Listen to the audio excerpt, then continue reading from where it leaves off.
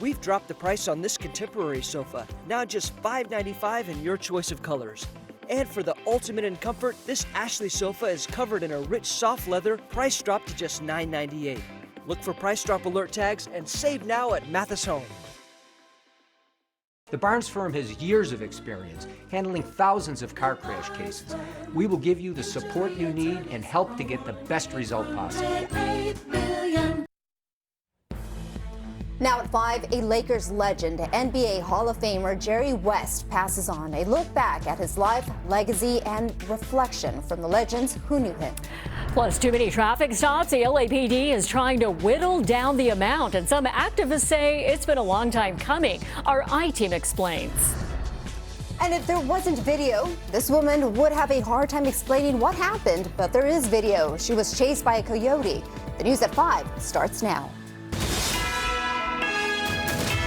This is NBC4 News at 5. We begin with that woman's encounter with a coyote. The animal chased her near her home in Lamert Park. Good evening, everyone. I'm Annabelle Sedano. And I'm Kathy Vara, in for Colleen. NBC4's Carmen Dickerson spoke with the woman about everything that happened to her. This is a story you'll see for the first time and only on 4. Karma. Yes, we did talk with a woman who intervened and very bravely so, saving her neighbor and her neighbor's dog from a coyote. Now, neighbors around here say they're pretty scared about what's going on, but they're also puzzled because this is the middle of the city here in Lamert Park, the middle of Los Angeles, and they're essentially being left to fend for themselves, they tell us. And as you're going to see in this next video, it's pretty scary. Okay, come here with your dog. Phaedra Harris was asleep the night of May 31st when she heard those screams. But she says she knew instantly what was going on outside her home. I was like, that's those freaking coyotes. I jumped up. What's going on? Okay, here, come here with your dog. Hurry up. I jumped up, ran to the door, and I opened the door and I saw her running for her life. Harris says she brought her neighbor inside her home for safety. It was her scariest encounter with the neighborhood coyotes, but not the first. About a week before, she found out they were camping out underneath her home. We saw 4 pups and 2 adult coyotes coming out of a crawl space. In my front yard, I saw the 2 adults and 4 pups killing. It either was a raccoon or a baby possum. Her Lamert Park neighborhood is now on alert. I think everyone's really nervous about the dogs.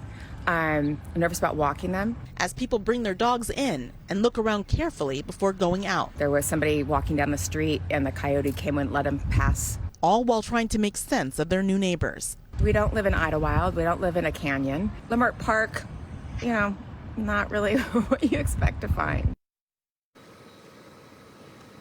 And so Harris and her neighbors, they're organizing. They're coming together for a session tonight, an info session with a wildlife expert to try to learn about how to protect their homes and their families. But talking with the county expert, there's only 2 real options in the case of these urban coyotes. You can either learn to live with them and let them be, or euthanize them. Reporting live from Lamert Park, Carmen Dickerson, NBC4 News. Karma, thank you very much for that incredible video there. New at 5, LA has begun to seriously consider how it can prevent police officers from pulling people over while they're driving on city streets. The city council has now approved plans to try to find alternative ways to enforce the rules of the road after years of complaints from activists and residents. Investigative reporter Eric Leonard joins us live from the newsroom with an update. Eric. Hi there. Well, the council's 13-0 vote today begins what's effectively a research project to collect information about how far the city can go to stop police officers from enforcing state traffic laws. Now, the intent here is to create a new unarmed agency that would stop drivers and write tickets and find ways to help the city's poorest communities fix things like broken taillights or pay DMV registration fees instead of facing fines or jail. What do we want? Justice! At a news conference outside City Hall, council members Eunices Hernandez and Marquise Harris Dawson joined activists to celebrate the decision that could stop LAPD officers from making most traffic stops. In particular, so-called pretextual stops, where someone suspected of a crime is pulled over for breaking a less serious traffic law. It does not have to be this way. That way of dealing with traffic safety, one, creates a climate of fear, a climate of distrust, and a climate of harm in all too many cases.